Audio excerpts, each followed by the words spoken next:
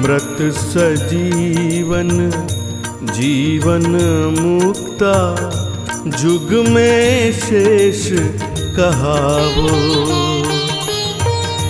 कहे कुबेर थई अणलंगी, कहे कुबेर थई अणलंगी, ल्योने परम पद लाभो संतो, सहज समझ घर आवो। सहज समझ घर आवो।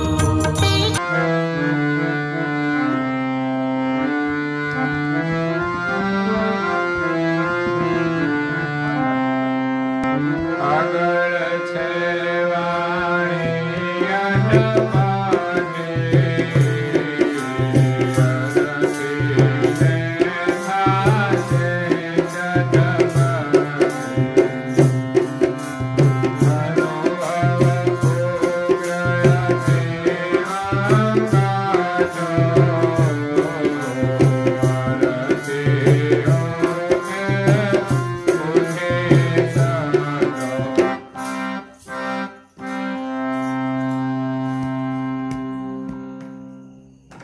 પ્રાય ભક્તજનો, જ્ઞાન સંપ્રદાયના આદ્ય સ્થાપક, અનંત બ્રહ્માંડાધીશ, વિશ્વનિયંતા, સકર્તા સર્જનહારના પરમ વિશેષ અંશ, સકર્તા સિદ્ધાંતનું પ્રતિપાદન કરનાર, અનંત અંશોના તારણહાર, પરમ મોક્ષના દાતા, કૈવલ ધર્મ ધુરંધર, महान समर्थ परम श्रेष्ठ परम विभूतिवान परम दयाळु परम कृपा निधि सर्वज्ञ दिव्य परम गुरु श्रीमद करुणा सागर जी महाराज जगतना जिज्ञासु અને મુમુક્ષુ અંશોને યથાર્થ જ્ઞાનનો ઉપદેશ આપતા સ્વરચિત અગાધ બોધ ગ્રંથને વિશે અદ્વૈત સર્જનહારથી દ્વૈત જગતનું સર્જન કેવી રીતે થયું એનો ઉપદેશ આપતા અગાધ બોધના પ્રથમ અંગને વિશે કહે છે કે આગળ છે વાણી અટપટી, અર્થીને થાશે ચટપટી. ગ્રંથો વાંચીશું તો ઘણા બધા સરળ છે.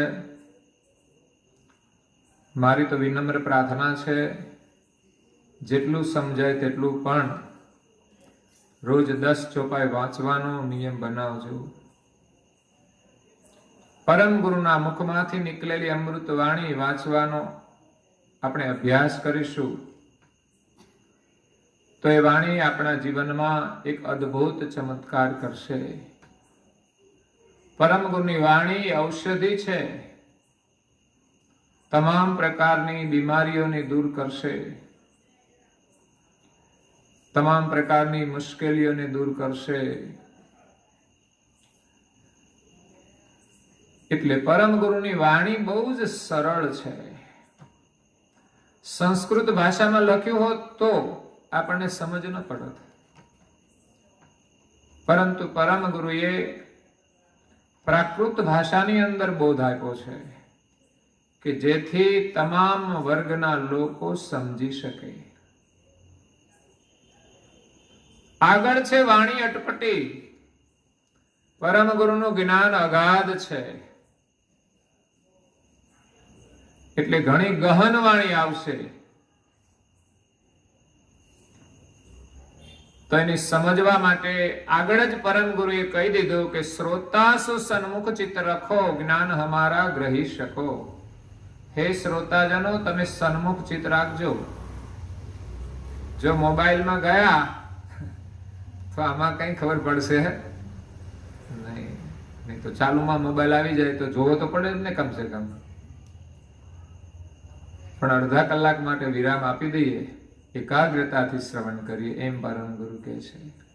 હું તો એમ કહું છું કે કોઈ પણ કામ આપણે કરીએ ત્યારે એકાગ્રતાથી કરવું જોઈએ. રસોઈ બનાવો તો પણ એકાગ્રતાથી, ઘરનું કામ કરો તો પણ એકાગ્રતાથી, અને ભગવાનની પૂજા કરો તો પણ એકાગ્રતાથી. વચ્ચે બીજું કોઈ કામ આવવું જોઈએ નહીં. લૌકિક કામમાં તો આપણે વાતો કરીએ તો વાંધો નહીં, પણ ભગવાનનું જ્યારે સ્મરણ કરીએ ત્યારે આપણું મન વિક્ષેપ ન થવું જોઈએ. નહીં તો પરમ ગુરુનું જ્ઞાન આપણા ઘટમાં આવશે નહીં, આપણી સમજણમાં આવશે નહીં. બાળકોને ભણવા માટે એકાગ્રતા જેટલી જરૂરી છે એટલી જ આપણે કથા શ્રવણ કરવા માટે અને સાધના કરવા માટે જરૂરી છે.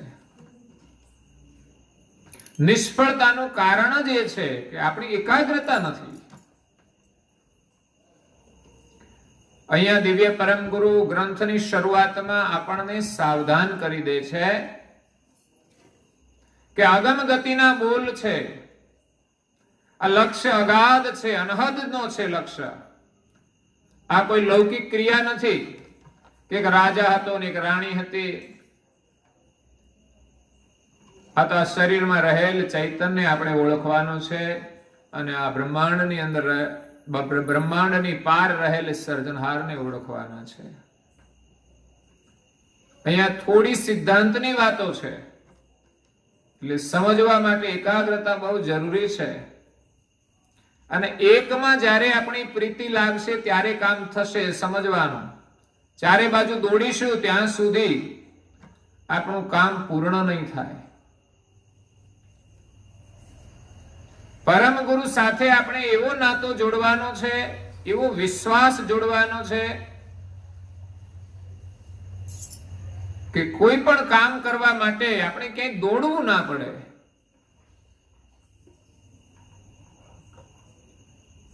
તો પરમ ગુરુના વચનોમાં આપણી પ્રીતિ હોવી જોઈએ.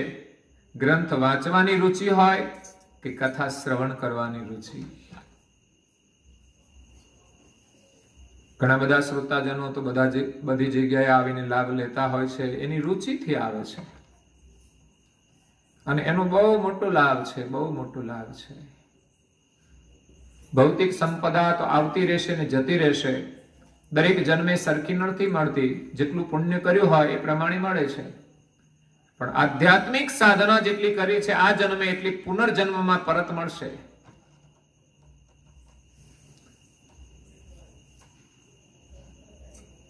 શબરીબાઈ આગલા જન્મની અંદર એક રાજાની રાણી હતી, અને એને સત્સંગનો લાભ ન મળ્યો. રાજા કે આપણે તો રાજા કહેવાય એમ આપણે ના બેસીએ. એટલે રાણીએ ભગવાનને પ્રાર્થના કરી કે હવે મને ફરી એવો જન્મ આપજે કે મને સત્સંગનો લાભ મળી શકે. એવું રાજપદ મારે નથી જોઈતું જે મને સત્સંગથી વંચિત રાખે. દુનિયાની કોઈ વસ્તુ સત્સંગથી મૂલ્યવાન નથી. તો અહીંયા પરમ ગુરુજી કહે છે કે આગળ છે વાણી અટપટી, અર્થીને થાશે ચટપટી. અર્થી એટલે મતલબી. અહીંયા કોઈ મતલબથી જો આપણે શ્રવણ કરીએ તો આપણી સમજણમાં નહીં આવે. કારણ કે ઘણી વાર લોકો મંદિરોમાં પણ મતલબથી જતા હોય છે. અહીંયા પરમ ગુરુની વાણી આપણું આત્મકલ્યાણ કરવા માટે છે. લૌકિક કાર્ય તો આપણા થઈ જાય પણ એ પૂર્ણ નથી થતા. જીવન યાત્રા આપણી ઘણી આગળ હોય છે, પણ એકવાર આધ્યાત્મિક જ્ઞાન મળી જાય, આત્માનો આનંદ મળી જાય તો પછી બહારની કોઈ વસ્તુ મેળવવાની રહેતી નથી. એટલે અર્થી જે હશે એને આ જ્ઞાનથી થોડી ચટપટી થશે એમ કે છે.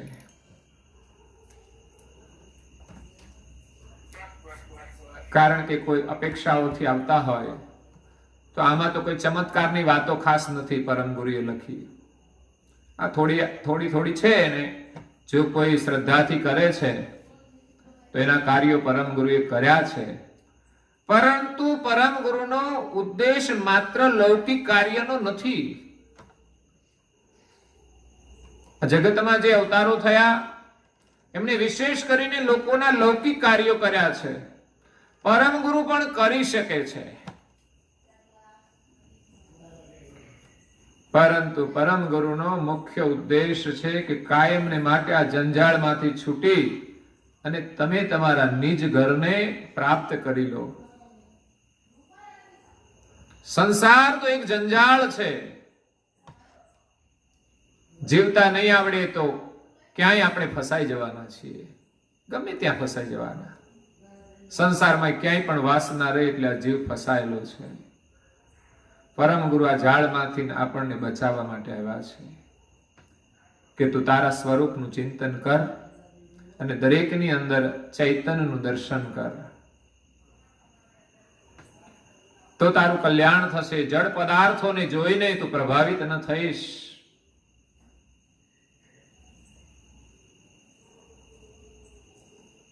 આપણે ચૈતન્ય ભાવથી ભક્તિ કરવાની છે. એટલે જે અર્થ ભાવથી આવ્યા હશે એમને આ અનુકૂળ નહીં આવે જ્ઞાન. અનુભવ ઉગ્ર અતિ વંકટો. પરમ ગુરુનો અનુભવ ઉગ્ર છે અને અત્યંત વિકટ છે. જેની સૂક્ષ્મ દ્રષ્ટિ હોય તે જ અવલોકન કરી શકે છે. બાકી ક્યાંય મત પંથમાં આપણી વૃત્તિ રોકાયેલી હોય તો પરમ ગુરુને આપણે ઓળખી શકીશું નહીં.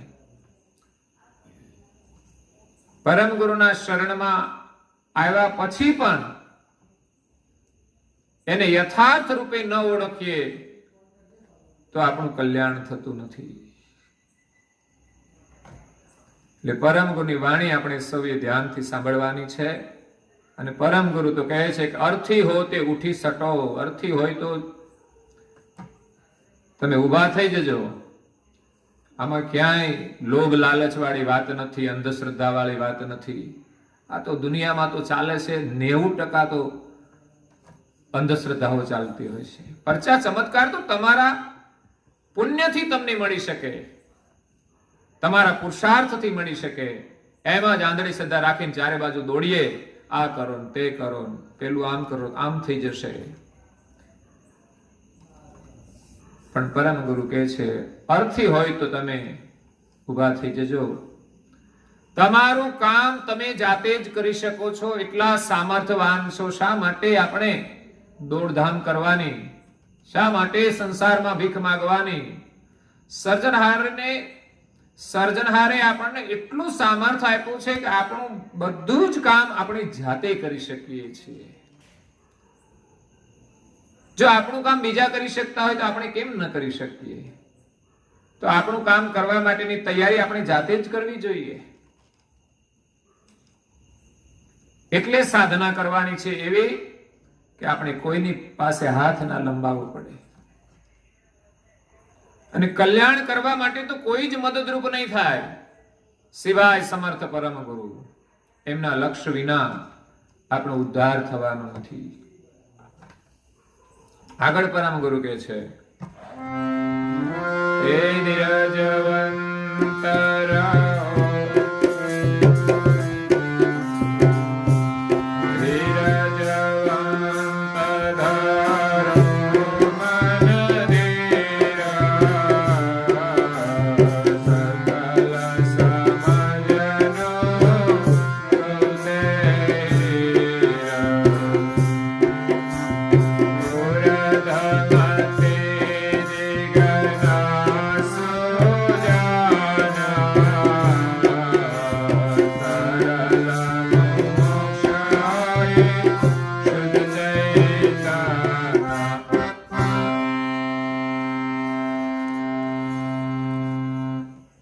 ધીરજવંત ધરો મન ધીર.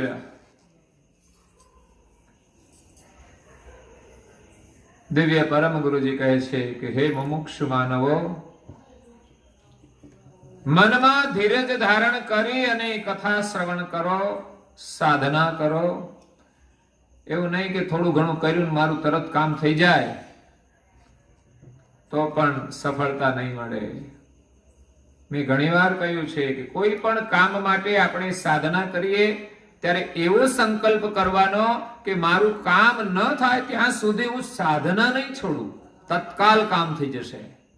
અને મતલબથી કરશો કે મેં તો 5 પૂનમ ભરી પણ મારું કામ થયું, વિશ્વાસનો ભાવ છે. કદાચ 6ઠી પૂનમે થવાનું હોય, 5મી પૂનમે તમારી અશ્રદ્ધા થઈ ગઈ તો કોઈ પથ્થરને તોડવા માટે કેટલા હથોડા મારે, એ 15 હથોડે પથ્થર તૂટ્યો હોય ને કદાચ 10 હથોડા મારીને થાકી જાય કે આ પથ્થર તો તૂટતો જ નથી, તો આપણું કામ થશે નહીં. એટલે ધીરજ બહુ મહત્વની છે. ન થાય તો શ્રદ્ધા ન ડગવી જોઈએ, એવા આપણા ઈષ્ટ હોવા જોઈએ. પણ આપણી શ્રદ્ધા જો પૂર્ણ નથી હોતી તો થોડું ઘણું કરીએ ને પછી એને છોડી દઈએ, પછી વળી કંઈક બીજે જઈએ. કોઈ બતાવે કે આ કરવાથી સારું થાય છે, લે ગળામાં આનો દોરો બાંધો તો સારું થઈ જાય, તો આપણે વળી એની દુકાન માંડીએ, એ થોડા દિવસ દોરો પહેરી લઈએ. આમ ફરતા ફરતા કામ કરીએ, એ આપણી નિષ્ઠાનો ભાવ છે. એક ધણી નક્કી કરી લો કે જે તમારું બધું જ કામ કરી શકે, બીજા પાસે તમારે જવું ના પડે. સંસારમાં જેમ એક ધણી નક્કી કરી લે છે, પછી એ જ એની ઈચ્છાઓને પૂર્ણ કરે છે. એમાં જગતની અંદર ભક્તિ પણ એક ઈષ્ટની કરવી જોઈએ, જેને જે માને તે. એક ઈષ્ટની નિષ્ઠાથી જો ભક્તિ કરે છે, સાધના કરે છે, તો અવશ્ય એ ઈષ્ટ પ્રસન્ન થાય છે. એક બ્રાહ્મણ હતો, યજ્ઞ કરતો હતો. યજ્ઞ કરવા છતાં એનું કામ થતું નથી, એટલે પરેશાન થઈ ગયો. ત્યાંથી એક વિક્રમાદિત્ય રાજા નીકળ્યો અને બ્રાહ્મણ રડવા લાગ્યો. રાજાએ કહ્યું, કેમ રડે છે? તો કે જો ને ક્યારનું યજ્ઞ કરું છું, પણ અગ્નિ દેવતા પ્રસન્ન થતા નથી.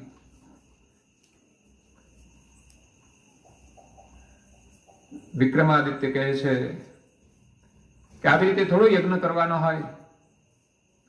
યજ્ઞ કરવામાં આપણી શ્રદ્ધા અને સમર્પણ જોઈએ. જો શ્રદ્ધા હોય તો આપણું કાર્ય અવશ્ય થાય છે. વિક્રમાદિત્ય યજ્ઞની અંદર બેઠા અને જપ કરવા માંડ્યા કે હે અગ્નિ દેવતા, તમે પ્રસન્ન થાઓ, અને જો તમે પ્રસન્ન નહીં થાઓ તો મારું માથું ઉતારીને તમને ચરણે ધરી દઈશ. જપ કર્યા પછી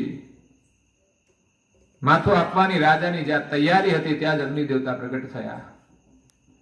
બસ આટલી જ વાર લાગે છે. અગ્નિ દેવતા તો પ્રસન્ન થાય જ, પણ આપણી શ્રદ્ધાનો અભાવ હોય કે સાધનાની કોઈ ત્રુટિ હોય તો કામ થતું નથી. એટલે પરમ ગુરુ કહે છે, ધીરજવાન ધરો મન ધીર, ધીરજવંત ધરો મન ધીર, સકલ સમજનું કહું તે હીર. આ જગતની અંદર ધર્મ માર્ગની જેટલી પણ સમજણ છે ભિન્ન ભિન્ન પ્રકારની, એ બધાની અંદર જે સારરૂપ સમજણ છે એ હું તમને કહું છું. હીર, હીર એટલે સત્વ.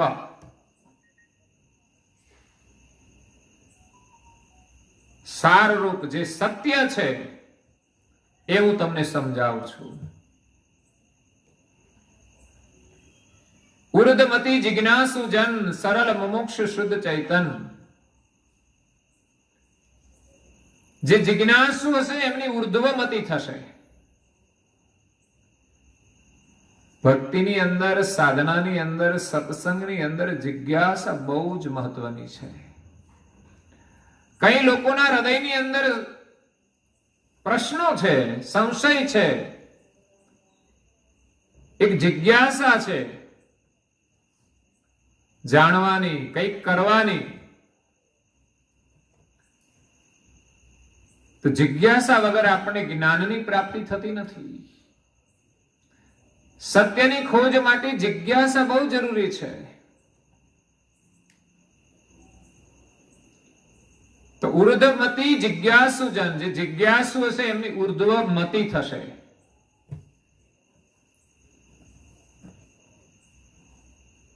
સરળ મુમુક્ષ શુદ્ધ ચૈતન, અને જે મુમુક્ષુ હશે, જે સરળ હશે, શુદ્ધ ચૈતન, જે શુદ્ધ ચૈતન ભાવથી આવશે એને સમજાશે, યા તો સરળ અને જે મુમુક્ષુ હશે એની ચૈતન ગતિ થશે. અહીંયા મુમુક્ષુ અને જિજ્ઞાસુની વાત કરી છે. જીવના 4 પ્રકાર છે. એક જિજ્ઞાસુ, બીજો મુમુક્ષુ, ત્રીજો અર્થાર્થી અને ચોથો વિષય જીવ. જેમનું વર્ણન દિવ્ય પરમ ગુરુજીએ સક્રત પરમ પ્રકાશ મણિ ભાષ્ય ગ્રંથમાં કર્યું છે. ખરેખર વાંચવા જેવો ગ્રંથ છે, લઈ જજો. ખરેખર તો આ ગ્રંથો એટલી અમૂલ્ય મૂડી છે કે આપણા ઘરમાં હોવી જોઈએ. કદાચ આપણી પાસે વધારે સંપત્તિ ન હોય તો કઈ નહીં, પણ જો પરમ ગુરુનો ગ્રંથ આપણા ઘરમાં હશે તો સમજવાનું કે તમે ધનવાન છો. જીવનની સાચી મૂડી તો ગ્રંથમાં છે. પછી એની તિજોરી મૂકી રાખવાનું નહીં, દાગીનાની જેમ. એમાંથી રોજ 2 પેજ વાંચવાના. અને એકલા એકલા નહીં, સ્વાર્થી નહીં બનવાનું. તમે તો પરિવારને પ્રેમ કરવા વાળા છો. તો પરમ ગુરુનું અમૂલ્ય જ્ઞાન છે એ તમે પણ ગ્રહણ કરો અને તમારા સભ્યોને પણ આપો. આપણા ઘરની વ્યવસ્થા જેવી ઊભી કરો તો ચોક્કસ બધાને એમાં જિજ્ઞાસા થશે. નહીં તો જીવન પૂરું થઈ જશે તો એ ખબર નહીં પડે કે પરમ ગુરુ આવ્યા ને એમણે આપણને શું આપ્યું છે. માત્ર ફોટાના રૂપમાં જ પૂજવાના નથી, એના ચૈતન સ્વરૂપને સમજીને એની સાથે એકતા કરવાની છે.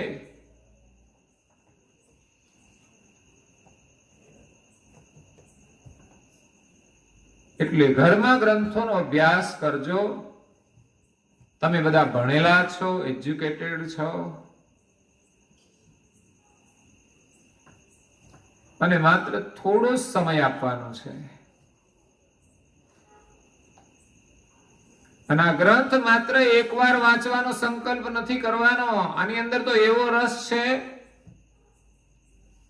કે એમાં રહેલો અનુભવ ન થાય ત્યાં સુધી આપણને વાંચવાનો રસ થશે. પેપર વાંચીએ છીએ કે નહીં?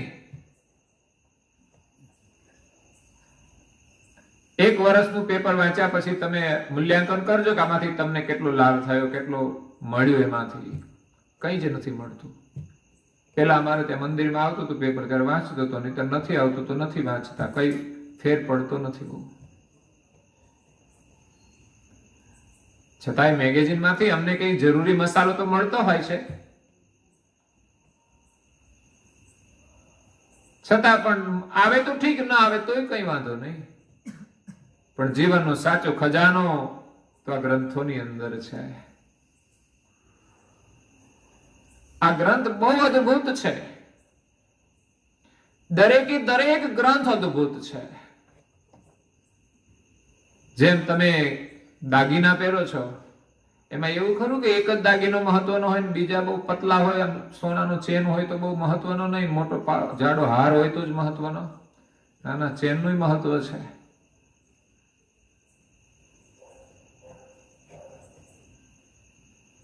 ગળામાં પહેર્યો હોય તો આપણને આમ આનંદ થતો હોય છે. શણગાર જેમ આપણી શોભા છે, એમ જ પરમ ગુરુએ જુદા જુદા દાગીના બનાવ્યા છે. દરેક દાગીનાની કોઈક વિશેષતા છે. એ આપણા જીવનને સુંદર બનાવે છે. એટલે 4 પ્રકારના જીવ છે: જિજ્ઞાસુ, મુમુક્ષુ, અર્થાર્થી અને વિષય. એમાં જિજ્ઞાસુ અને મુમુક્ષુ છે એ પરમ ગુરુના બોધને જલ્દી ગ્રહણ કરી લે છે. આ 4 પ્રકારના જીવની સરખામણી દિવ્ય પરમ ગુરુએ એક દ્રષ્ટાંતથી સમજાવી છે. કે એક જ પાણીમાંથી 4 વસ્તુ બને છે. એક પાણીની અંદર પરપોટો થાય, હવા ભરાય એટલે પરપોટો થાય. બીજું પાણીમાંથી મીઠું બને છે. ત્રીજું પાણીનો બરફ બને છે. અને ચોથું પાણીમાંથી મોતી પાકે છે. આ પાણીનું દ્વૈત સ્વરૂપ છે. એક પાણીમાંથી અલગ અલગ વસ્તુઓ બની છે. પરપોટાને સહેજ હવા લાગે એટલે પરપોટો પાણીમાં મળી જાય પાછો. એને પાણી સાથે મળતા વાર લાગે નહીં. તો જિજ્ઞાસુજન પરપોટા જેવો છે. જિજ્ઞાસુ ગુરુના શરણે ગયો, એક જ વાર એમને સમજણ આપી, એમને ગ્રહણ કરી લીધી, એનું કાર્ય થઈ જાય છે. બીજો છે મુમુક્ષુ, એ મીઠા જેવો છે. ખારો નહીં હો. મીઠું પાણીમાં નાખે એટલે ધીમે ધીમે ધીમે ઓગળી જાય છે, પાણી રૂપ બની જાય છે. અહીંયા એક રૂપ થવાની વાત છે. મૂળ સ્વરૂપમાંથી બનેલી વસ્તુ મૂળ સ્વરૂપમાં કેવી રીતે મળે છે? પરપોટો સરળતાથી મળી જાય છે, એટલો સરળ હોય છે. સરળ મુમુક્ષુ હોય શુદ્ધ ચૈતન. સરળતા મહત્વની છે. ધર્મમાં સરળતા મહત્વની છે. સરળ સ્વભાવ નમન કુટિલાઈ, યથાલાભ સંતોષ સદાઈ. સરળ સ્વભાવ ત્યારે બને કે જે મળે એમાં આપણને સંતોષ થવો જોઈએ. સંતોષ વૃત્તિ. અને સાધનામાં ક્યારે સંતોષ નહીં રાખવાનો કે બસ આટલું કરીએ છીએ તો ઘણું થઈ ગયું. બાકી ધર્મની સાધનામાં લોકોને એટલો બધો સંતોષ હોય છે કે અમે તો બધું કરીએ છીએ સારું છે, પણ કંઈ નથી કરતા એવું લાગવું જોઈએ. કારણ કે મહાપુરુષે સાધના કરી છે એમાંનું આપણે 1% નથી કરી શકતા. અને લૌકિક માટે આખું જીવન ખપાવી દઈએ છીએ. કંઈક જરૂરી ને કંઈક બિનજરૂરી. સમય આપણો ચાલ્યો જાય છે. અને જેમાં સમય જાય છે એવું જીવન તો વારંવાર મળશે આપણને 84 ની અંદર. પરંતુ ભગવાનનું સ્મરણ કરવાનું ને સત્સંગ શ્રવણ કરવાનું જીવન દુર્લભ હોય છે. આ તો ઉપાધિ ઘરમાં ન હોય તો આપણે લાભ લઈએ, નહીં તો આ લાભ મળી શકતો નથી. જિજ્ઞાસા હોય તો લાભ લઈએ, નહીં તો લાભ મળી શકતો નથી. સમય તો હોય છે જ. આ સમયે સત્સંગ શ્રવણ ન કરીએ તો કંઈક તો કરીએ જ છીએ. એ કેટલું મહત્વનું હશે વિચારજો. એટલે નિયમથી કંઈક થઈ જાય છે. તો જિજ્ઞાસુ છે પરપોટા જેવો છે, મુમુક્ષુ છે મીઠા જેવો છે. કે મીઠાને પાણીનો સંગ થાય એટલે ધીમે ધીમે મીઠું ઓગળી જાય છે. એમ આ જગતની અંદર જે મુમુક્ષુ માનવો છે એને સજ્જનોનો સંગ થાય, સત્સંગ મળે, એમ એના જીવનમાં પરિવર્તન થાય છે. અને એ પોતાના મૂળ સ્વરૂપે થઈ જાય છે. પછી એ પાણીથી અલગ રહેતો નથી. મીઠું એમ અંશ પોતાના સ્વરૂપે થઈ જાય છે. ત્રીજા પ્રકારના જીવ છે અર્થા અર્થી. જે અહીંયા પરમ ગુરુએ વાત લખી કે અર્થી હો તે ઉઠી સટો. પણ પરમ ગુરુ તો બધાનું કલ્યાણ કરવા માટે આવ્યા છે. અર્થાર્થીને ભયાનક જ્ઞાન આપીને સમજાવે છે કે તમે જો સારું પુણ્ય કરશો તો તમને સુખ મળશે, અને પાપ કરશો તો દુઃખ ભોગવવું પડશે. કારણ કે જ્ઞાનના 3 પ્રકાર છે. એક છે યથાર્થ જ્ઞાન. પરમ ગુરુ જે આપે છે તે યથાર્થ જ્ઞાન છે.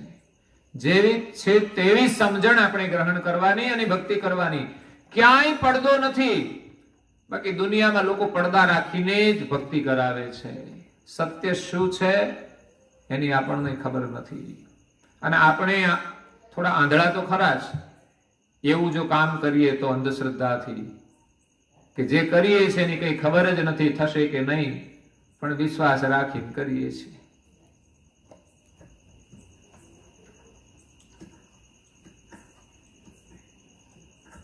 એટલે અર્થાર્થી જીવ એને પરમ ગુરુ ભયાનક જ્ઞાન આપે છે. એક યથાર્થ જ્ઞાન છે, બીજું ભયાનક જ્ઞાન છે, ત્રીજું રોચક જ્ઞાન છે. દુનિયામાં ઘણું એવું જ્ઞાન છે કે લોકોને ગમે એવું જ્ઞાન.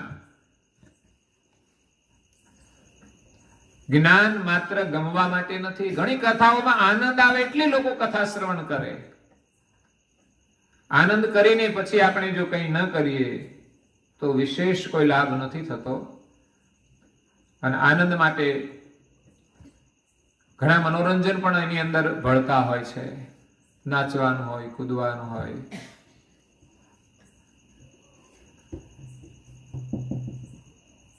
તો અર્થાર્થી જીવને દિવ્ય પરમ ગુરુ કહે છે કે ભયાનક જ્ઞાન આપીને એને સમજાયો ત્યારે ભયથી ભક્તિ કરે છે કે આપણે જો ભક્તિ નહીં કરીએ તો દુઃખી થઈશું. અગર તો દુઃખ આવે અને ભક્તિ કરે તો પણ એ ભક્તિમાં જોડાય છે. ઘણા લોકોની સમસ્યા છે એટલે મંદિરોમાં જાય છે, તો એ નિમિત્તે જાય છે તો એને સંસ્કાર તો પડી જાય છે. બાધા સત્સંગની છે, પણ શ્રવણ કરશે તો ધીમે ધીમે એને જ્ઞાનની પ્રાપ્તિ થશે. અર્થની મતલબે પણ ઘણા લોકો પરમ ગુરુ પાસે આવ્યા અને એમને ભયાનક જ્ઞાન આપીને પરમ ગુરુએ સમજાવ્યા. અને ત્યાર પછી યથાર્થ જ્ઞાનની સમજ આપી પછી એના મનમાં કોઈ ભય રહ્યો નહીં. પછી સાચી સમજણ આવી ગઈ. પછી એનામાં કોઈ મતલબ પણ ના રહી. તો 3 પ્રકારના જીવોને દિવ્ય પરમ ગુરુએ સમજાવ્યા. ચોથા પ્રકારના જીવ છે વિષય જીવ, જે માત્ર સંસારના વિષય સુખને જ સત્ય માને છે ને એની પાછળ જ દોડે છે. આજે 90% લોકો વિષય સુખને સાચું માને છે, મનોરંજનને સાચું માને છે. વાસ્તવમાં તો એ આપણો સમય બરબાદ કરે છે, કાં તો પછી એવી આદત બની જાય છે અને જીવન આપણું પસાર થઈ જાય છે, અને કાં તો વાસનાનો કચરો આપણી અંદર ભરી દે છે. એટલે માણસને પરેશાન કરી દે છે. ઇન્દ્રિયોના સુખની અંદર આસક્તિ હોય છે, વાસના હોય છે, અને ઈચ્છા પ્રમાણે બધું મળતું નથી, ત્યારે માણસ દુઃખી થાય છે. તો વિષય સુખ જીવની હાલત બહુ જ ખરાબ હોય છે. વિષય સુખ પાછળ જિંદગીભર દોડતો રહે છે. થોડી વાર કંઈક સુખ મળે, ન મળે તો એની લાલસાથી માણસ પ્રપંચ કરે છે. જ્યારે ઇન્દ્રિયોને રોકી નથી શકતું ત્યારે માણસ અધર્મ પણ કરે છે, દુરાચાર પણ કરે છે, ચોરી પણ કરે છે, અને પછી એ માણસ દુઃખી થાય છે. તો વિષય જીવ એ મોતી જેવો કઠણ છે. અર્થાર્થી જીવ બરફ જેવો છે કે જેને સૂર્યની ગરમી મળે ત્યારે ઓગળે. એમ અર્થાર્થી જીવને ભયાનક જ્ઞાન આપ્યું ત્યારે ભયથી એ ભક્તિ કરવા લાગ્યો. બાકી ભક્તિ તો સમજણથી કરવાની છે, જિજ્ઞાસાથી કરવાની છે, મુમુક્ષુ ભાવથી કરવાની છે. મુમુક્ષુ એટલે મોક્ષની ચાહના હોય, પરમેશ્વરના પ્રેમ માટે ભક્તિ કરવાની છે, પરમ આનંદ માટે ભક્તિ કરવાની છે. તો ચોથો જે વિષય જીવ છે એ મોતી જેવો, મેં કહ્યું ને કિંમતી નહીં પણ કઠણ છે કે એ પાણીમાં ભળી શકતું નથી. એમાં વિષય જીવ ધર્મમાં ભળી શકતો નથી. કરુણાસાગર મહારાજ વિચાર કરે છે કે મેં આ જિજ્ઞાસુને સમજાવ્યા, મુમુક્ષુને બોધ આપ્યો, એની સાથે મિત્રતા કરી, અર્થાર્થી જીવોને પણ સમજાવ્યા, પણ વિષય જીવો તો સત્સંગમાં આવતા જ નથી. એની સમજણ ક્યારે આવશે? કારણ કે ક્યાંય વિલાસમાં ડૂબેલા છે. અત્યારે જે આસક્તિ હોય એની, પછી બજારે બેસીને ગપ્પા મારવાની હોય, કે પછી ઊંઘની આસક્તિ હોય, કે ટીવીની આસક્તિ હોય, કે કંઈ પણ આસક્તિ હશે, એટલે સત્સંગનો લાભ લઈ શકતા નથી. એ ક્યારેય પણ નથી લેતા. એવું નહીં કે દૂર છે એટલે નથી જવું, પડોશમાં હોય તોય ના લે. એમના ઘરમાંય ક્યારેય સત્સંગ ન હોય. વિલાસી જીવો છે, એને સત્સંગમાં રુચિ નથી હોતી, સત્સંગમાં શ્રદ્ધા નથી હોતી. એટલે પરમ ગુરુ કહે છે કે બધા જ જીવોનું કલ્યાણ કરવા માટે હું આવ્યો છું. ત્યારે જે જિજ્ઞાસુ, મુમુક્ષુ અને અર્થાર્થી જીવો હતા, એમને પૂછ્યું પરમ ગુરુએ કે પેલા એક ચોથા પ્રકારના જે જીવ છે એ કેમ અમારી પાસે આવતા નથી? ત્યારે તમારામાંથી કોઈ લોકોએ પૂછ્યું જ હોય ને કે તમે કથામાં કેમ નથી આવતા, એટલે સારો જવાબ મળી જાય.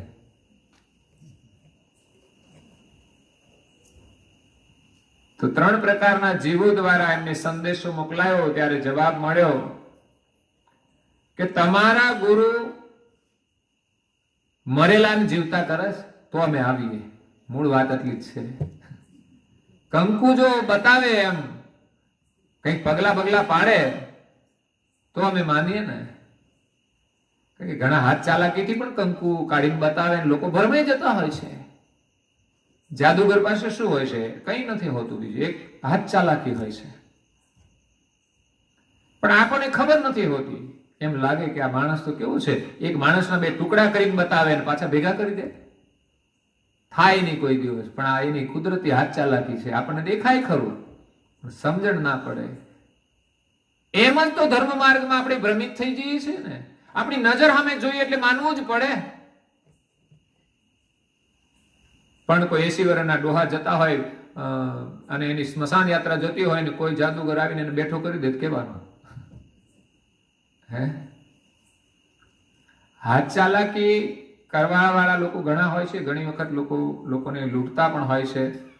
એમાં એક સંસ્થા ચાલે છે લોકોને જગાડનારી.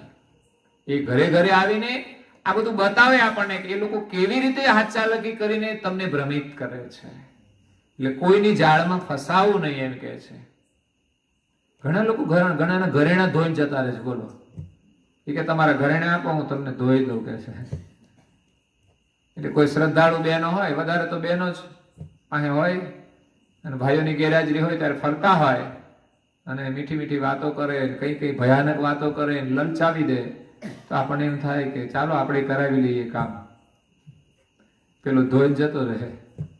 અસલી લઈ જાય, નકલી પધરાવી દે, ખબર જ ના પડે હાથ ચાલાકીથી. તમને એમ લાગે ખારું કઈ ને આપણે ઘરેણા તો ચોખ્ખા કરીને આપી દીધા. વેચવા જાય ત્યારે ખબર પડે કે આ તો નકલી માલ આવી ગયો છે.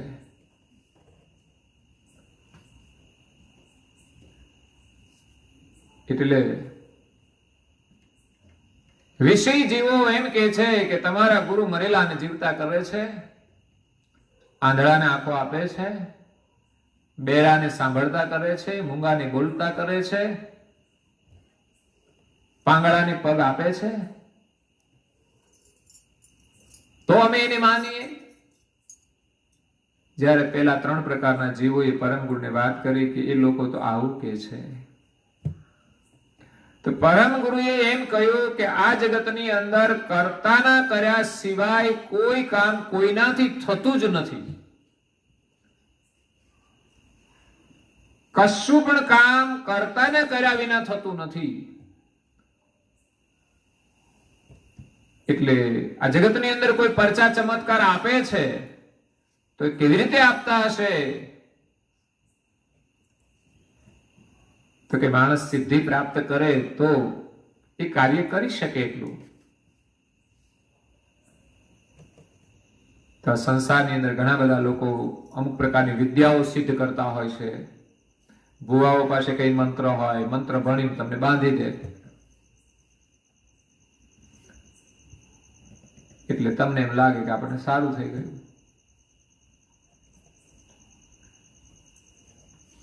તો પરમ ગુરુ કહે છે, કર્તા માલિકને પ્રાર્થના કરે છે કે આ તમારા જ બધા અંશો છે અને તમારે બધાને સરખું જ ખાનપાન આપવું પડે છે. તો પછી આ વિષય જીવો તમારાથી અજાણ રહી જશે. તો પછી એને તમારે સરખું જ ખાવા પીવાનું આપવું પડે છે. તો એને પણ કેવી રીતે સમજાવવા? એ તો પરચા સિવાય માનતા નથી.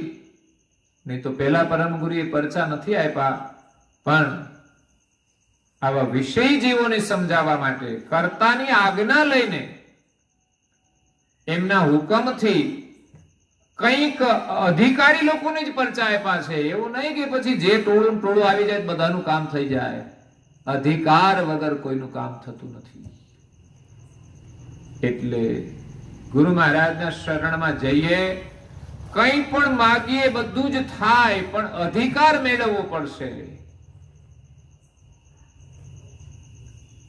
લાયકાત મેળવવી પડશે, કંઈક કરવું પડશે. એટલે પરમ ગુરુએ પછી જે પરચાઓ આપ્યા એની ગ્રંથોમાં લખ્યા. થોડા ગ્રંથોમાં લખ્યા છે, અગાધબોધમાં લખ્યા છે, હસ્તા લેવા ગ્રંથના પ્રારંભમાં લખ્યા છે, મંગલાચરણમાં કે એક મૂંગાને બોલતો કર્યો, આંધળાને દેખતો કર્યો, મરેલાને જીવતો કર્યો. અને અમુક લોકોને એનાથી શ્રદ્ધા થઈ પરમ ગુરુમાં. તો આપણું કામ થઈ જાય તો આપણને શ્રદ્ધા થાય છે. એટલે પરમ ગુરુએ કંઈક પરચાઓ આપ્યા ને લખ્યા ને પછી પેલા 3 પ્રકારના જીવોએ વિષય જીવોને સંભળાવ્યા. એની ઘરે હજુ પરચો તો કોઈ આપ્યો જ નથી, પણ જે અધિકારી હતા એમને આપ્યા. પછી એ ગ્રંથોમાં લખ્યા અને લોકોને સંભળાવ્યા. અને આપણું કામ તો એવું છે કે આપણે ચોપડીઓ વાંચીએ તો આપણને શ્રદ્ધા આવી જાય. આ વ્રતની ચોપડી આવે છે, એમાં બધા બહુ જાતના વ્રત છે, લગભગ 150-200 વ્રત છે એની અંદર. હું તો કહું છું બધા જ વ્રત તમારે કરવા જોઈએ. પછી એકાદ બે શું કામ કરવાના? બધા સારા વ્રત હોય તો બધા એક દિવસ રોજ કરો. શ્રદ્ધા તો એવી હોવી જોઈએ કે જો બધાથી લાભ થતો હોય તો શા માટે એક વ્રત છોડવું?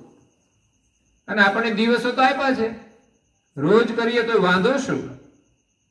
એક દિવસ લાલ કપડા પહેરીને કરીએ, એક દિવસ ગુલાબી પહેરીને કરીએ, એક દિવસ લીલા પહેરીને કરીએ, એક દિવસ કાળા પહેરીને કરીએ. તો રોજ બદલીએ તો છીએ જ ને. આપણી શ્રદ્ધા. પણ આ બધા જ પરચાઓ વાસ્તવિક છે એવું નથી.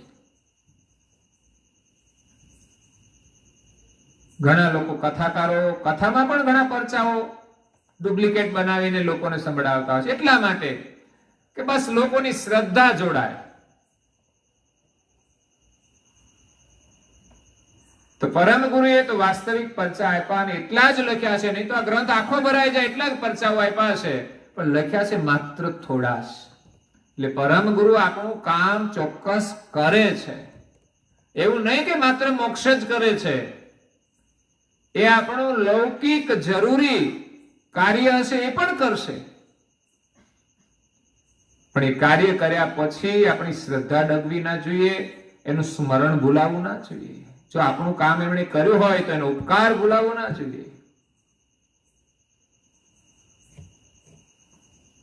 એટલે પેલા વિષય જીવો પરમ ગુરુના શરણમાં આવ્યા અને પરમ ગુરુએ એમના કાર્યો કર્યા, એમને ધીમે ધીમે બોધ આપ્યો અને એનામાં સમજણ આવી. ત્યારે પરમ ગુરુએ કહ્યું કે તમે અમારા નજીક કેમ આવ્યા? તો કે તમે મહાન પુરુષ છો, તમે મૂંગાને બોલતા કરો છો, મરેલાને જીવતા કરો છો, આંધળાને આંખો આપો છો. પરમ ગુરુ કહે છે મેં તો એવું કશું કર્યું જ નથી. વિચાર કરો, પરમ ગુરુ એમ કહે છે કે તો કર્તા માલિકે કર્યું છે, મેં કઈ કર્યું? કારણ કે કર્તા માલિક સિવાય કોઈનાથી કશું થઈ શકે નહીં. એટલે પરમ ગુરુ ત્યાં પોતે પોતાના શિર પર એ લેતા નથી કે આ મેં કર્યું છે. ત્યારે વિષય જેવો ધીમે ધીમે સમજ્યા એટલે એમ કહે છે કે ભાઈ મોટા પુરુષો એમના મુખે કોઈ દિવસ એમ ન કહે કે આ કામ મેં કર્યું છે. આ કામ તો બધું પરમ ગુરુ કરી રહ્યા છે. પરમ ગુરુ જે કરે છે એમ કહે છે કર્તા માલિક કરી રહ્યા છે. એટલે જીવનમાં સારું કામ થાય એનો યશ આપણને મળશે, પણ એ કામ આપણે કરીએ છીએ એવો માલિક ભાવ આપણે રાખવો જોઈએ નહીં. કારણ કે કર્તા માલિકના સિવાય, એમની કરુણા સિવાય આપણાથી કંઈ જ થઈ શકતું નથી. વિષય જેવો હતા એ ગણ મળી, પછી એમની જે પરચા ચમત્કારની જે શ્રદ્ધા હતી એ છૂટી ગઈ. પછી એમ નથી કહેતા કે તમે એમને પરચો આપો. એમના ઘરમાં કોઈ મૃત્યુ પામે, એની ઉંમર થાય, એનું જીવન પૂરું થઈ જાય તો પણ એમ નથી કહેતા કે તમે આને જીવિત કરી દો. કારણ કે એને સત્યાસત્યની સમજ પડી ગઈ છે, સાર અસારની સમજ પડી ગઈ. પછી કોઈ જ માગણી નથી કરતા. પછી તો એવો પણ ભરોસો થઈ જાય કે આપણું જે કામ હશે બધું જ પરમ ગુરુ કરશે જ. હું તો કશું માગતો જ નથી, બધું જ કરે જ છે. આપણું કામ જે જોઈએ તે કરે છે એ જ આપણું કરવાનું છે, બીજું કઈ જ નહીં.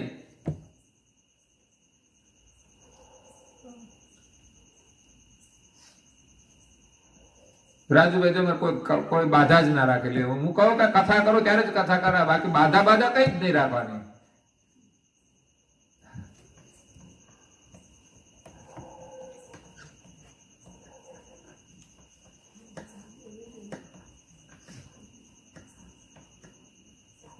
એટલે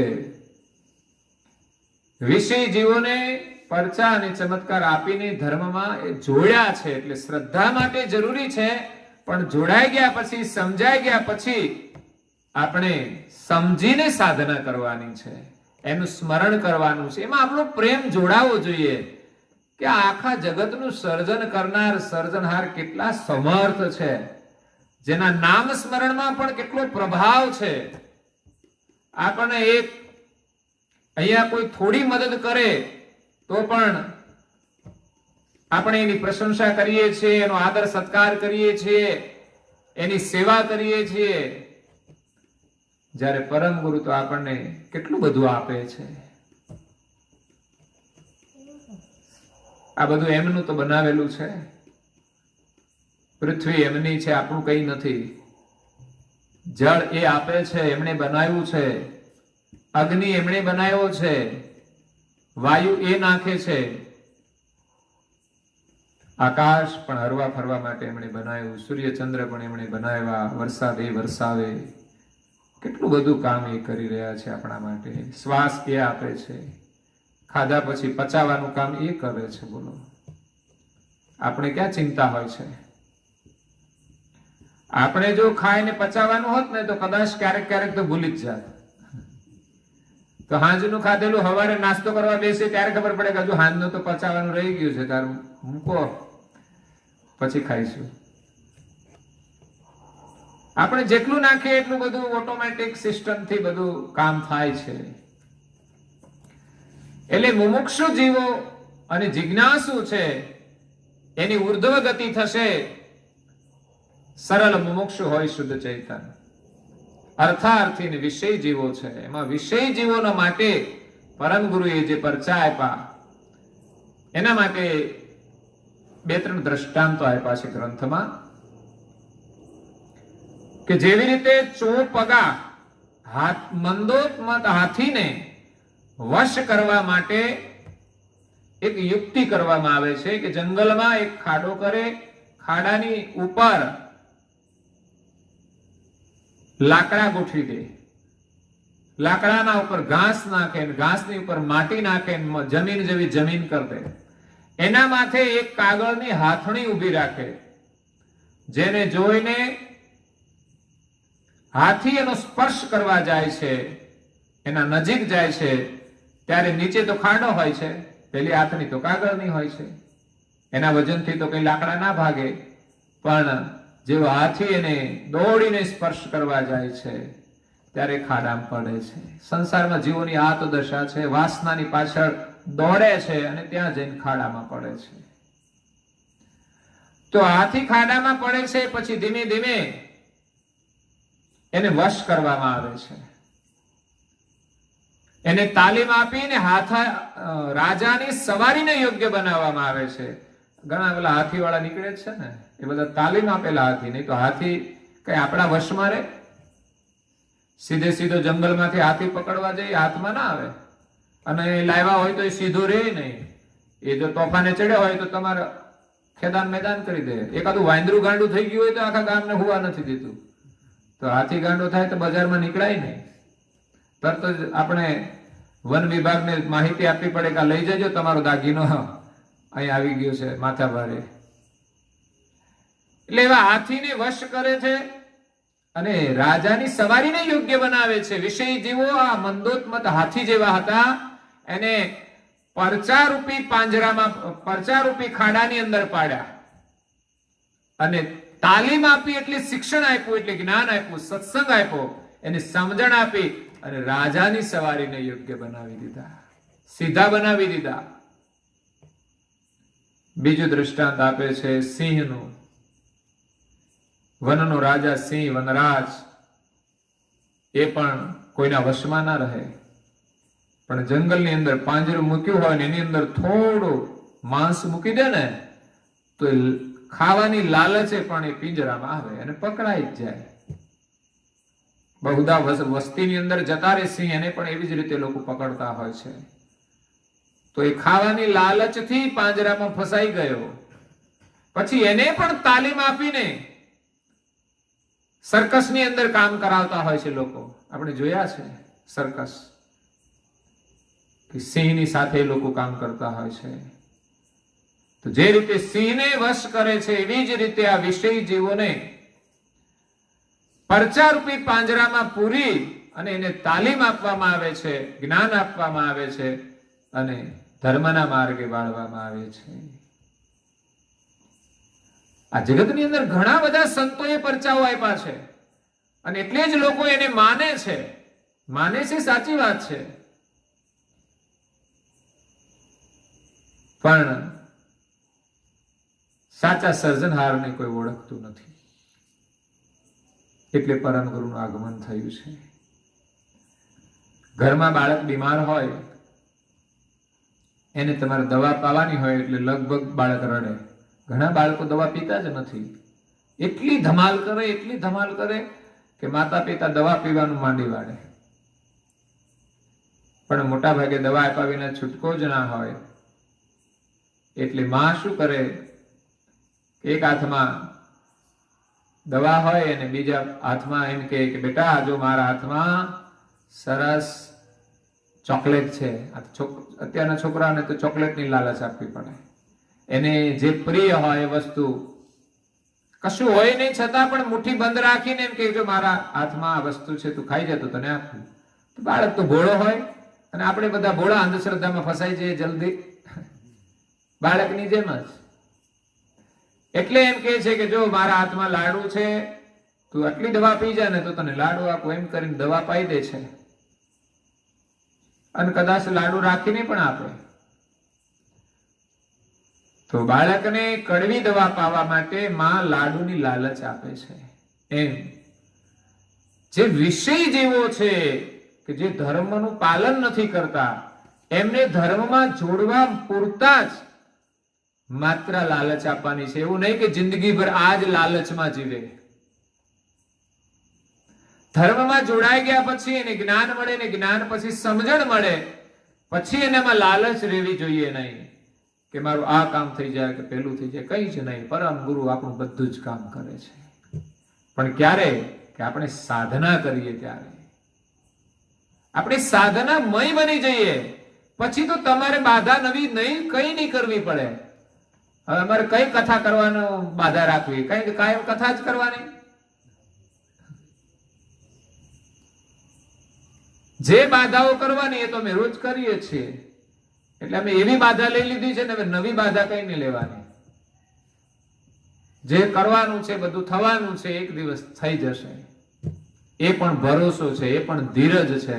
એવું નહીં કે અત્યારે ને અત્યારે તમે દર્શન આપો તો માનીએ, નહીં તો ના માનીએ. ના, આપશે જ દર્શન, ચોક્કસ આપશે.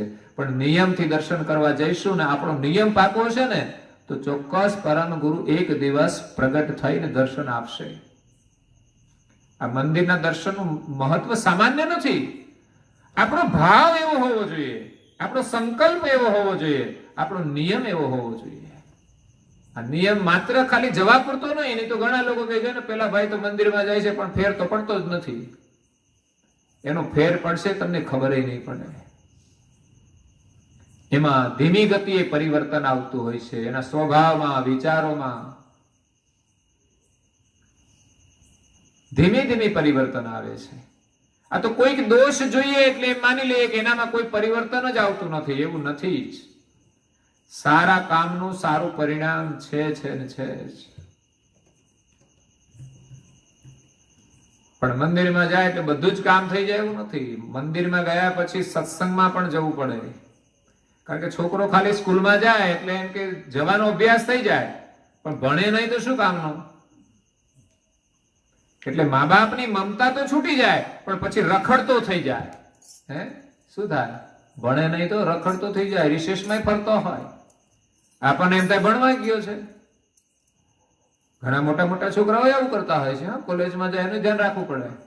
ક્યાં છો તમે? ક્યાંય ફરતા હોય, કોલેજમાં જતા હોય કે ના જતા હોય. એટલે મંદિરમાં જવાનું, ઉપાસના કરવાની, તિલક પણ કરવાનું, મંત્ર જપ પણ કરવાનો, સત્સંગ પણ શ્રવણ કરવાનો, ગ્રંથ વાંચન કરવાનું, સેવા કરવાની, સ્મરણ કરવાનું અને ધ્યાન કરવાનું.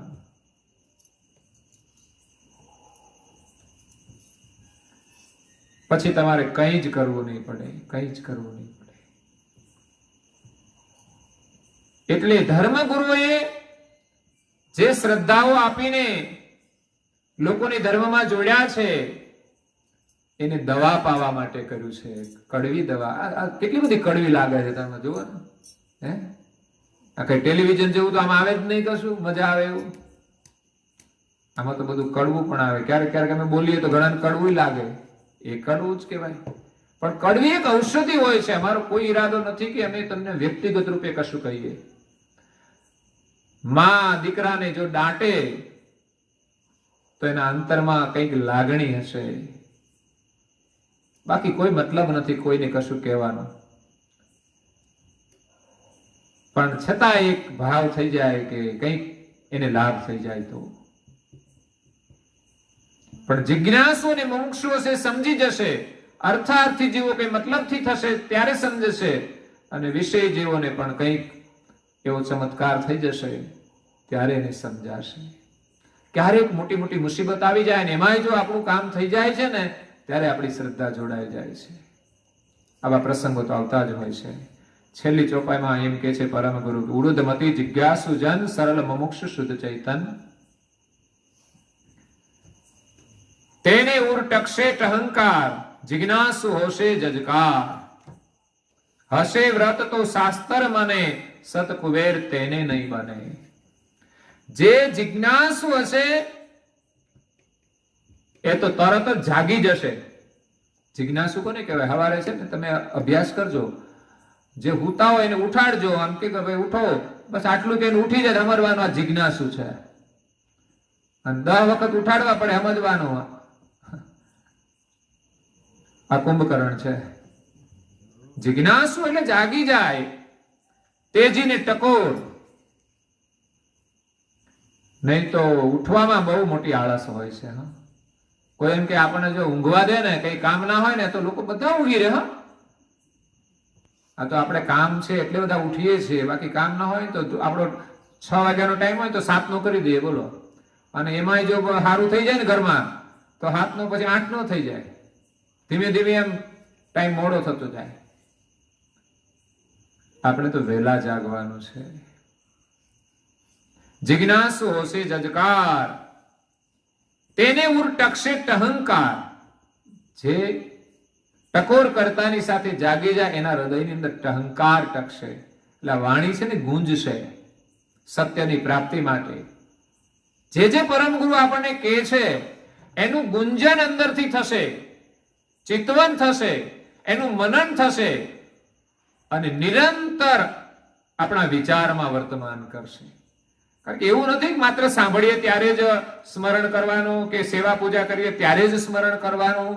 આનું ચિતવન તો આપણા કાર્યની અંદર નિરંતર ચાલવું જોઈએ. હશે વ્રત તો શાસ્ત્ર મને. કદાચ કોઈની વૃત્તિ જો શાસ્ત્રના મતમાં જોડાયેલી હશે, બીજી જગ્યાએ આમ તેમ જોડાયેલી હશે, તો પરમ ગુરુ કહે છે મારે એની સાથે બનશે નહીં. સિદ્ધાંતની સાથે બાંધછોડ નહીં કરે પરમ ગુરુ. એક જ પરમેશ્વરને આપણે નક્કી કરવાના છે. જેનું લગ્ન થઈ ગયું હશે પછી બીજી જગ્યાએ જો જોવા જશે તો કોઈ એમ જ કહેશે તમારે યાર માર મેળ પડશે.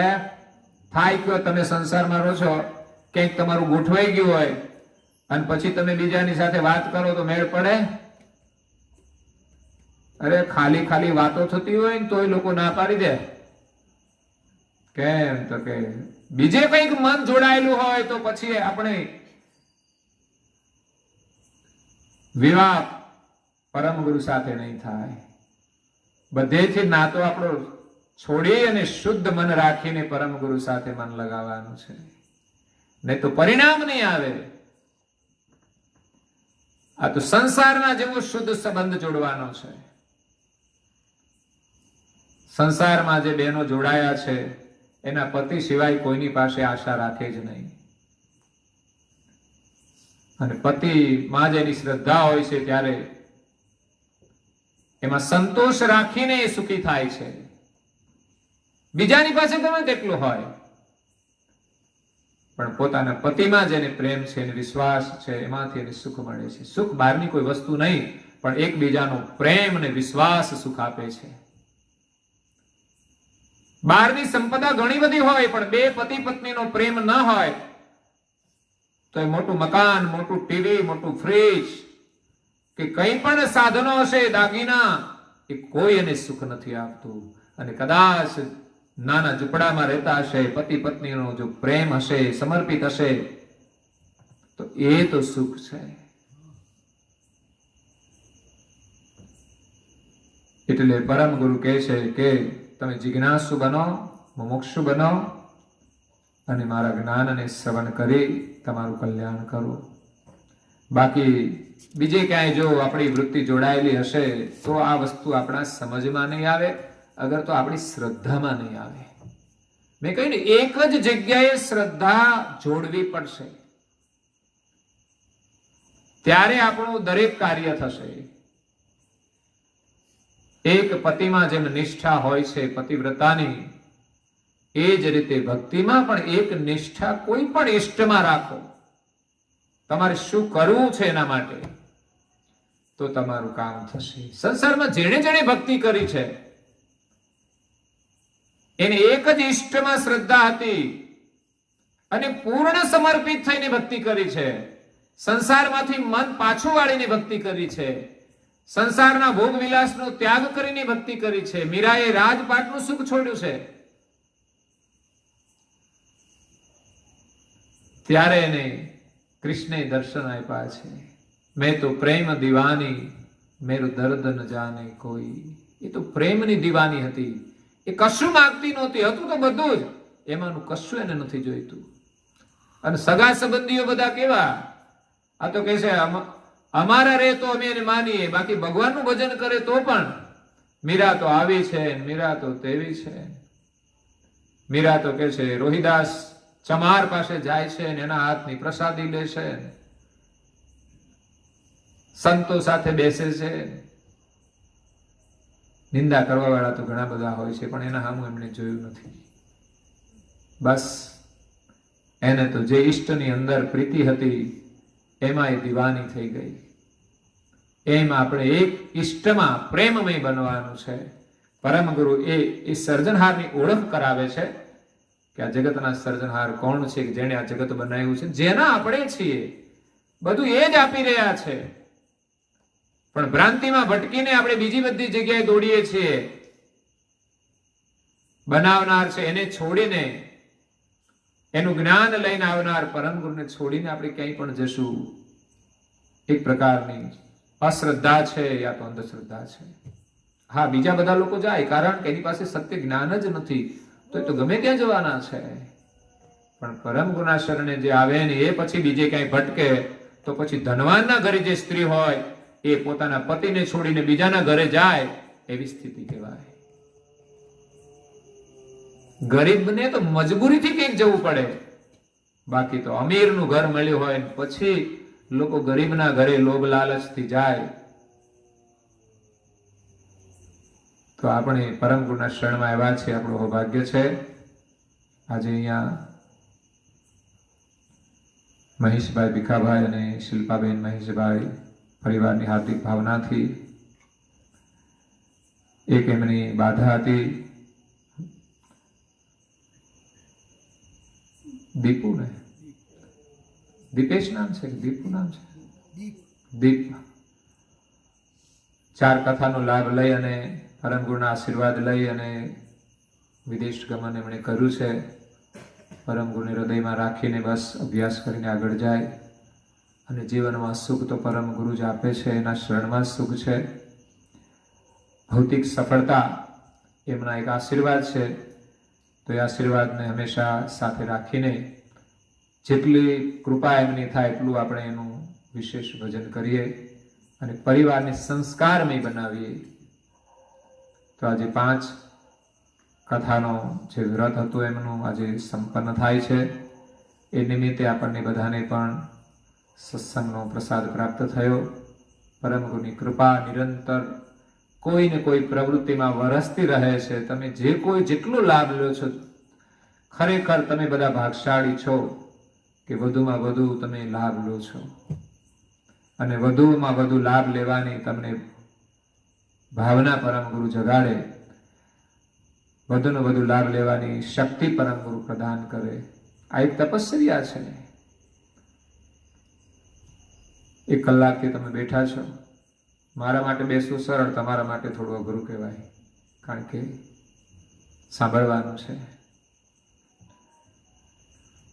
તો એક આ ભક્તિનો પ્રકાર છે સત્સંગ, અને મુખ્ય છે સત્સંગ દ્વારા જ આપણને સત્યની સમજ પ્રાપ્ત થાય છે. સત્સંગથી જ આપણને એક ઉર્જા મળે છે ભક્તિ કરવાની. એટલે સત્સંગ પ્રધાન છે ને આપણે પ્રયાસ કરીએ પરમ ગુરુના વિશેષ ગ્રંથોનું અધ્યયન થાય, ગુરુ કથામાં તો થાય, પણ સાથે સાથે એક ગ્રંથ કોઈ પણ તમે તમારા ઘરે મારી સાથે સાથે તમે વાંચો. દરેકના ઘરમાં કાર્ય થાય. 1 વર્ષ પછી આપણે 250મો પ્રાગટ્ય મહોત્સવ ઉજવવાનો છે આવતી મહી બીજે. તો એમાં તમારી બધાની પૂર્વ તૈયારી જોઈશે કે 1 વર્ષ જે કરીએ પ્રવૃત્તિ એમાં બધા જ લોકો જોડાવા જોઈએ અને બધા જ લોકો 1 વર્ષ માટે વધુમાં વધુ લાભ લે એવો માહોલ બને કે અહીંયા જે પ્રવૃત્તિ થાય તો અહીંના લોકો આણંદમાં રહેતા હોય, વડોદરા રહેતા હોય, અમદાવાદ રહેતા હોય, અહીંયા સુધી કરંટ જવો જોઈએ. તમારા સામાજિક કાર્યોનો કરંટ જાય છે, લ્યો વાતો જાય છે, સામાજિક વાતો, એની સાથે પરિવારો જોડાયેલા હોય છે. પણ આપણી પરમ ગુરુની કૃપાની જે પ્રવૃત્તિઓ છે એની સાથે પણ એ બધા જ પરિવારજનો જોડાય અને લાભ લે. આ કથાનો લાભ ત્યાં પણ મળી શકે છે. અઠવાડિયામાં 1 વાર 1 કલાકનો સમય કાઢશે તો અત્યારે તો લગભગ મને નથી લાગતું કે કોઈનું ઘર એવું હોય કે જેને ત્યાં આ એન્ડ્રોઈડ મોબાઈલ ના હોય. હવે તો બાળકોના માટે સ્પેશિયલ લોકો લેતા હોય છે ભણવા માટે. એટલે નિયમથી જો લાભ લેશે તો મળી જશે અને ઘરે પણ ગ્રંથ વાંચીને નિયમથી અભ્યાસ કરશે તો મળશે. જેટલા ભણેલા છે બધાએ અભ્યાસ કરવો જોઈએ. બાળકોને પણ બેસાડો, 15 મિનિટ કે 20 મિનિટ બેસાડો, એનું ભણવાનું કંઈ ઓછું નહીં થાય. સાચું શિક્ષણ તો આ છે. આ કોરોનાએ આખું વરસ કાઢી નાખ્યું તો શું ફેર પડવાનો? જે થવાનું એ થવાનું. પરીક્ષાલક્ષી અભ્યાસ કરો અને જીવનલક્ષી પણ અભ્યાસ કરો. જો જીવનલક્ષી અભ્યાસ ન કર્યો અને ખાલી પરીક્ષાલક્ષી અભ્યાસ કરીને આગળ ગયા તો જીવનનો કોઈ અર્થ નહીં રહે. એટલે વિશેષ મહાપુરુષો એમ કે છે જીવનલક્ષી અભ્યાસ કરાવો બાળકોને.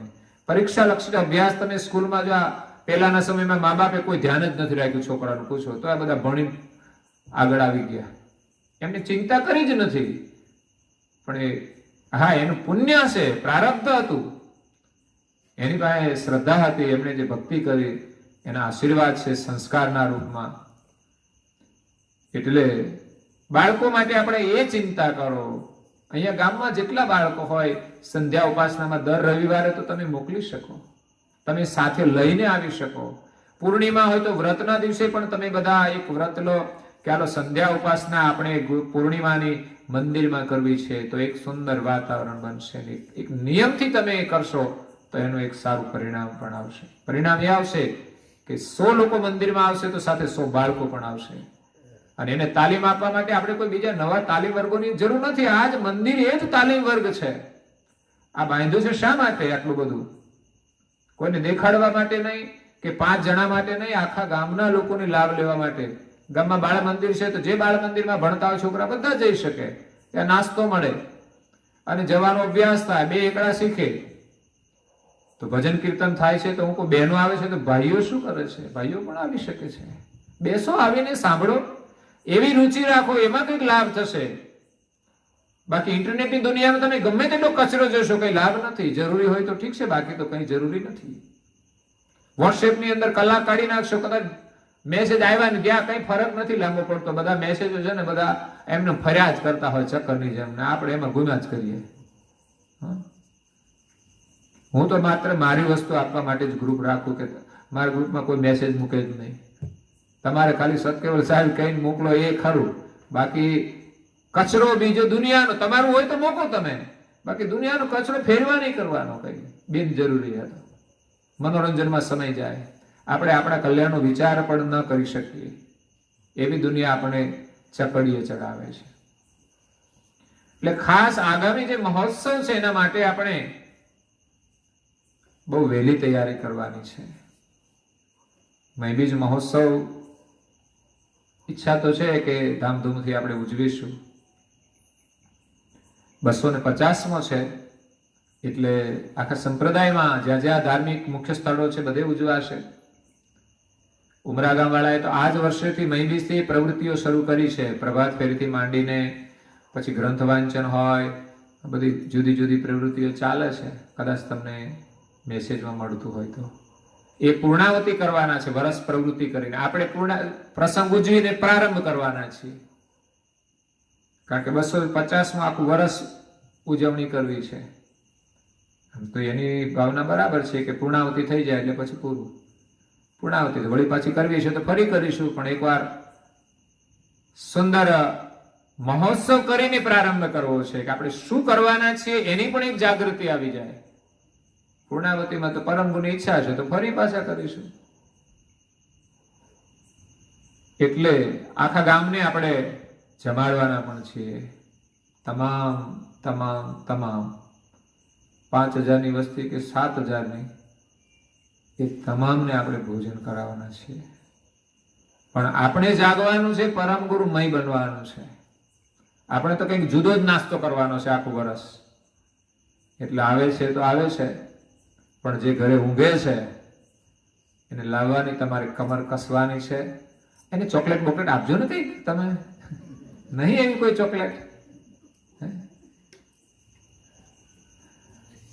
કઈ પણ તકલીફ ઘરમાં હોય ને એટલે કહેવાનું 5 ગુરુ કથા ભરી દો. બસ આ જ કરવાનું કામ, બીજું કઈ જ નહીં. 5 પૂનમ ભરી દો એટલે કમસે કમ એટલું તો કરશે જ. એટલે જોડવાનું એક માધ્યમ છે, થાય પણ છે કામ.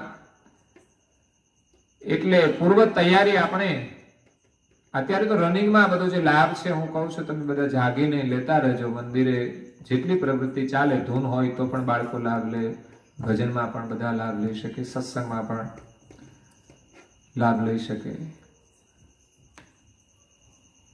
તો આજે અહીંયા આ જ કથાનું સમાપન થાય છે. પરમ ગુરુના ખૂબ ખૂબ આશીર્વાદ છે પરિવાર ઉપર, અને એમના આશીર્વાદ વરસતા રહે. આમ તો એની અન્ય સેવાઓ પણ હોય છે. આ વર્ષે મહીબીજની આરતી દર્શનનો લાભ એમણે લીધો,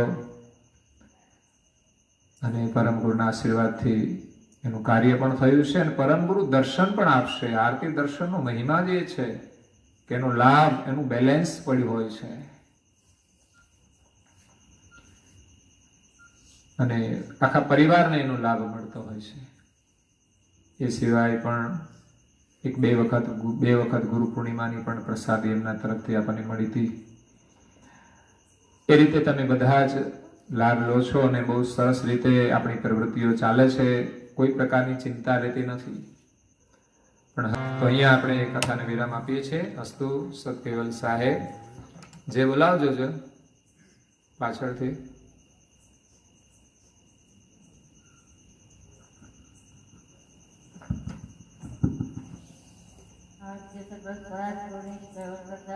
જય કૃષ્ણ સ્વામી મહારાજ કી જય પરમ ગુરુ શ્રીમદ કરુણાસાગર મહારાજ કી જય પૂજ્ય શ્રી નારાયણદાસજી મહારાજ કી જય શ્રી સબ વીરાચાર્ય મહારાજ કી જય શ્રી સબ સંતન કી જય શ્રી સબ દેવન કી જય શ્રી જ્ઞાન સંપ્રદાય કી જય શ્રી ગુરુ ગાદી શાંતાપુરી કી જય શ્રી કૈવલ ધામ કી જય કથા સત્સંગ પૂર્ણાવતી કા સત કૈવલ સાહેબ.